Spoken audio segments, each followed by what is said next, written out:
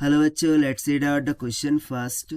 If radiation of wavelength 500 angstrom is incident on a surface of work function 1.2 electron volt, find the value of stopping potential.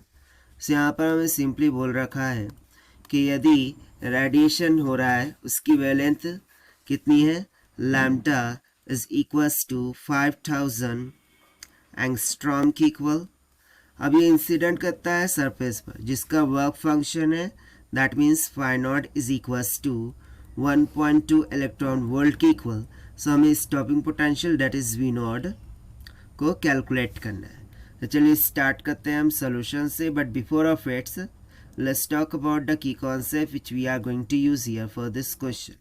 So Einstein की photo electric equation का हम यहाँ पर use करेंगे, जो कि होती है के E max is equals to H nu minus का फाई नॉट की इक्वल।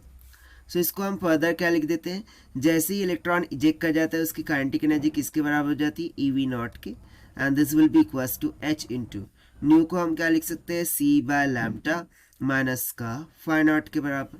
मुझे कैलकुलेट करना है V naught, so this will be equals to H upon E into C by lambda minus का फाई नॉट बाय ई के equal.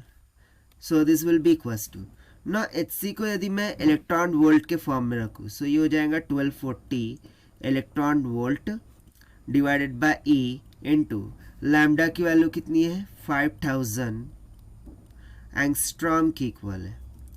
ठीक है, 5000 angstrom. सो जब हम वैल्यू इलेक्ट्रॉन वोल्ट में सब्स्टिट्यूट करते हैं, सो इसकी वैल्यू हम नैनोमीटर में लेते हैं। सो नैनोमीटर में यदि मैं कंसिडर करूँ, सो नैनोमीटर में कितना आ जाएगा, 500 नैनोमीटर, क्योंकि एंगस्ट्रॉम को हम क्या लेते हैं 10⁻⁻10, एक इधर मल्टीप्लाई कर दिया तो 500 नैनोमीटर हो गया।